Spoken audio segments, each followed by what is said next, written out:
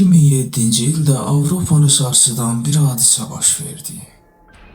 3 yaşlı bir uşaq valideynləri otaqda olmadığı anda yoxa çıxdı.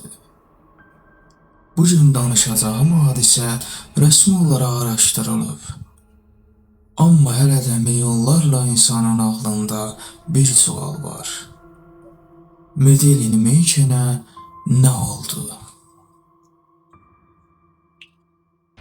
Hadisə 3 may 2007-ci ildə Portuqaliyanın Pariyada Laoz adlı Kroz şəhərində baş verir. Medelin valideynləri ilə birlikdə istirahətdə idi. Axşam saatlarında valideynlər dostları ilə yaxın restoranda otururlar. Uşaqlar isə kirayəyə götürülmüş mənzildə tək qalır. Valideynlər təxminən hər 30 dəqiqədən bir uşaqları yoxladıqlarını deyirlər.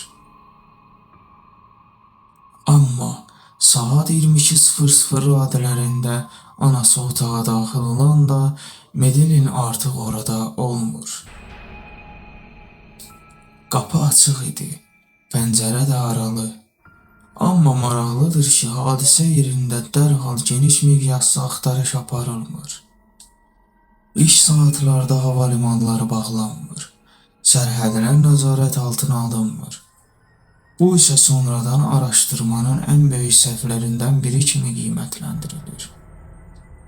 Bir müddət sonra istintaqın istiqaməti dəyişir. Polis diqqətini Medelinin valideynlərinə yönəldir. Onlar rəsmi olaraq şübhəli şəxs elan edilir. İddia olunur ki, uşaq otaqda ölmüş, valideynlər isə bunu gizlətmiş ola bilər. Amma bu iddiaları sübut edən qəti dəlil ortaya qoyulmur. Media hadisəni gündəmdə saxlayır. Medelinin üzü dünyanın hər yerinə yayılır. İctimai təzyiq artır. Amma bu təzyiq istintaqa kömək etmir. Əvəzinə onu daha da qarışdırır. Yalan məlumatlar, şayiələr və fərziyyələr real faktlarla qarışır. İllər sonra Almanya polisi yeni bir şübhəlinin adını açıqlayır.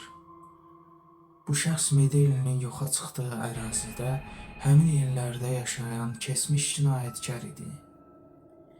Amma bu günə qədər onun Medelinin oğurlanmasını törətdiyini sübut edən qəti fakt açıqlanmayıb. Rəsmi olaraq iş bağlanmayıb, amma real nəticə yoxdur. Medelin Menkenin taleyi hələ də bilinmir. Səncə bu hadisədə ən böyük səhv nə idi? Polis səhlənkarlığı, yoxsa heç vaxt açıqlanmayan bir həqiqət? Fikirlərini şərhlərdə yaz. Bu kanal açılmayan və açılan cinayət dosyalarını araşdırmaq üçün yaradılıb. Kanalımıza dəstək olmaq üçün abunə olun. Videonu bəyənməyi unutmayın. Bu ilk videomuzdur.